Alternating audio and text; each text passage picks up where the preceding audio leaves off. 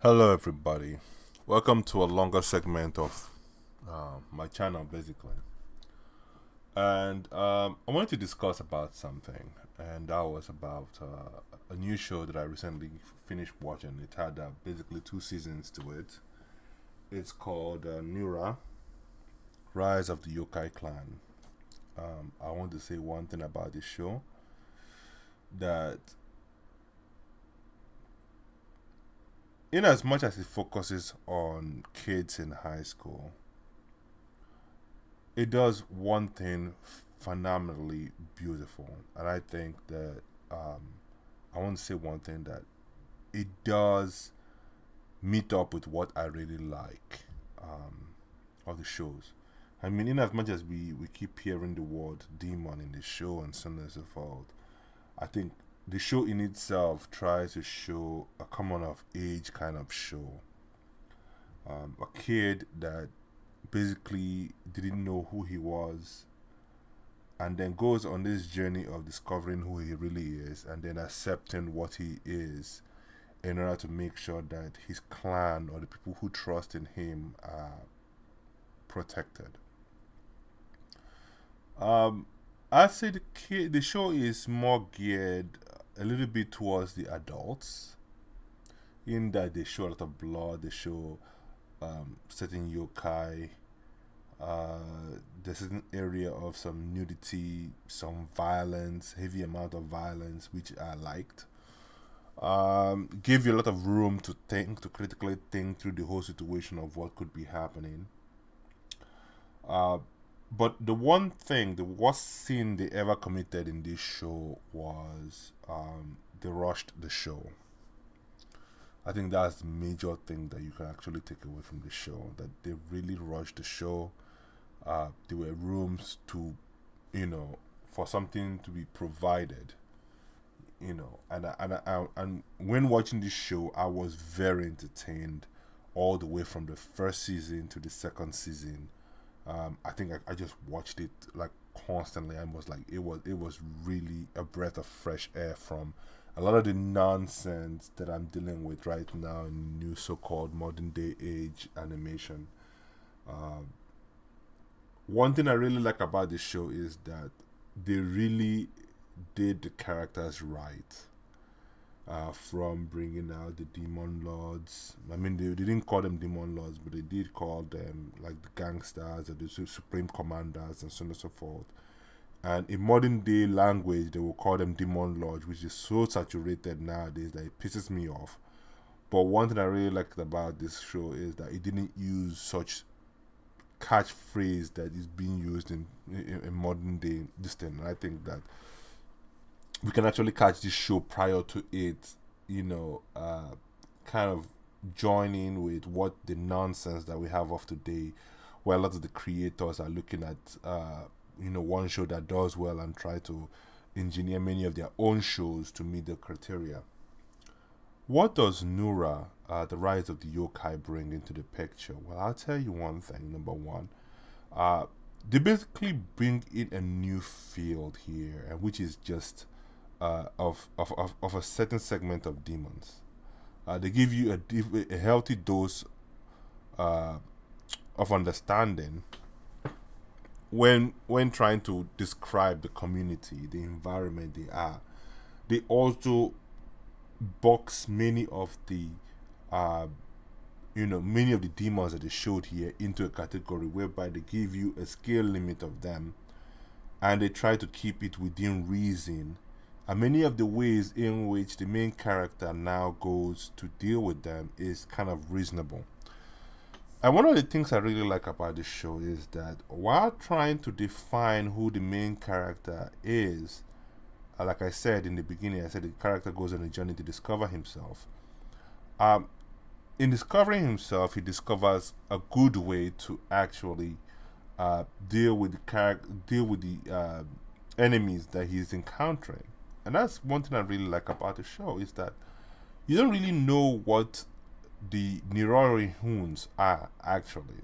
Even throughout the whole show, you may have assumptions here and there, but towards the ending of the second season, you begin to have a true understanding of what they are, what are their demon-like abilities, who are they, and you begin to have an appreciation for what they are and what kind of gifts he's been given that he has no idea of, that he has. Now,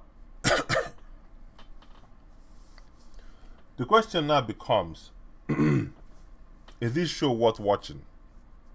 And the straight answer is yes. It is worth watching. It's worth giving your time to. It's something that I believe that you guys need to watch and have an appreciation for. Uh, like I said, they explore the demon, the yokai is realm. They explore the power struggle. They explored the introduction of new enemies. They explored past demons and heroes. They explored the the Onibuchi or whatever they call themselves again. I forgot what they call them. Um, Amionyoji or so, the Amionyoji or something like that. Something of that nature. But basically, they explored all the other characters. They kind of showed you the strengths and weaknesses of uh, each of the clans, each of the group of people that are in there. And that's really what I really enjoyed about this show is that they took time to provide information regarding the characters, to provide information regarding the environment, provided information regarding the skills of each of the characters, you know, the reasons why they're doing what they're doing. Um, and one of the good things is that you also see the good guy get beat up many times. It gives you that 80s kind of animation whereby the good guy gets beat up, he comes back for revenge, he comes back stronger, or he gets his ass whooped a couple of times and then after a while he discovers a weakness. Stuff like this are the kind of things that you got in the past. Unlike in today's shows whereby you have the good guy is so overpowered and nobody else can touch him. I think one of the characters that kind of spoiled it for everybody was One Punch Man. Um, One Punch Man, in my personal opinion, did a phenomenal job with his character. I mean, I'm not saying that One Punch Man was the one that introduced it. I'm just simply saying it was one of the things that actually blew it up. Because I can remember when One Punch Man first came out, I was like, this show is gonna be trash. How in God's name can a man just hate something just once and it dies? What could it mean? But then when you see the comedic elements, the environment, the character, I mean, you just kind of fall in love with the show. And I think a lot of people are trying to capture that thunder in a lightning, in a bottle. Sorry, trying to capture that thunder in a bottle, and they basically fail to do so.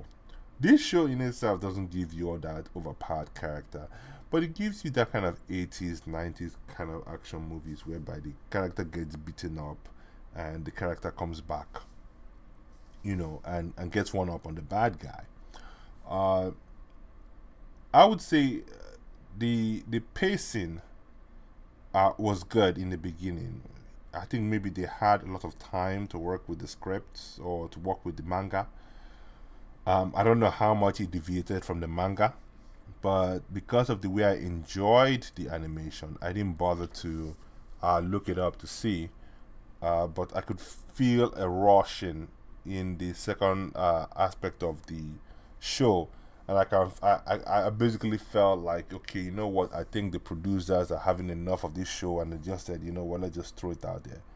But overall, what would I give this show? I would easily give this show an 8. This show does a lot of things so well.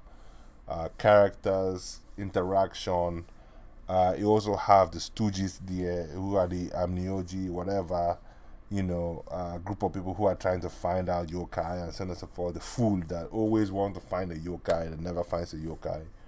You know, this show has it all, and I would just say, I just want to just say congratulations to the group that got this show going. You guys did a phenomenal job from animation to storytelling, plus the manga artists who brought this show into existence. I want to say thank you for doing such a phenomenal job. Unfortunately, in today's world, we are basically lacking in people who know how to tell good stories, know how to show good animation, and so on and so forth. So I really enjoyed this show, guys. Please, if you get a chance, give this show a try. It's phenomenal. I think you guys will love it here, man. So that wraps up everything for me. Like I said, I give this show an 8, based on character development, environmental projections, also many of the arts is just phenomenal. I really enjoyed it. I mean, sure, there's a lot that is to be desired when it comes to the way the animation is, especially with the slow amount of animation. Yeah, sure, there's not a lot compared to modern day animations, that have a lot of frames and so on and so forth. But I really like the way they told the story. So, yeah, overall, like I said, I give it an 8 for everything it presents to the screen. And I think a lot of people need to give this show a watch, a try. Yeah. So, with that said, guys, that's going to be a wrap for me. Now, guys, I want you guys to understand one thing. A lot of the people who watch this channel, I know you guys don't subscribe. I just want to put out a warning here, guys. Please, please, and please, just take an account that you don't really, invest in, that you don't mind seeing pop-ups come on from their account. Use that to just subscribe to my channel, or maybe when you're watching my channel, just use that to subscribe. It really helps me a lot, man. It takes nothing from you, but it helps me a lot. Okay.